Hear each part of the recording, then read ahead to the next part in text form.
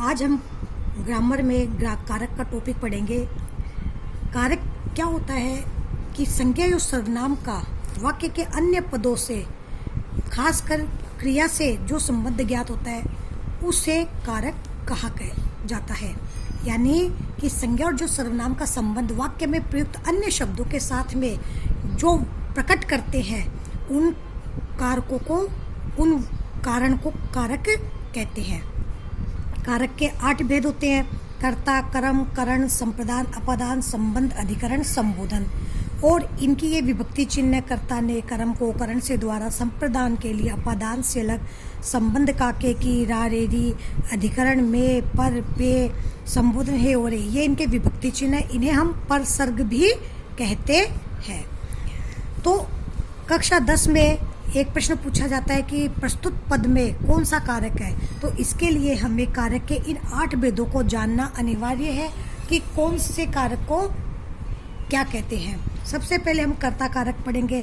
कर्ता कारक यानी कि कार्य को करने वाले को कर्ता कारक कहते हैं। जो व्यक्ति कार्य करता है उसे कर्ता कहते हैं। और कारक का विभक्ति चिन्ह, ये कारक विभक्ति चिन्ह ने है और इससे क्रिया को संपन्न करने वाले का बोध होता है। जैसे वैभव ने गीत गाया, मनोहर ने खाना पकाया, सीता ने कपड़े धोए।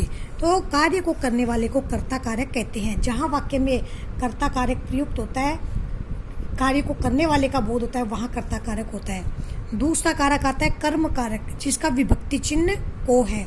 इससे क्रिया का फल भोगने वाले का बोध होता है। यानी कि क्रिया का फल जिसके ऊपर पड़ता है वो कर्म कहलाता है, जिसका विभक्ति चिन्ह को है।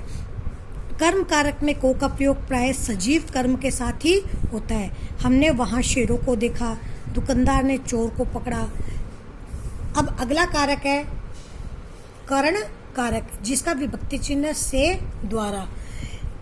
इससे उस साधन का बोध होता है जिससे क्रिया संपन्न की जाती है।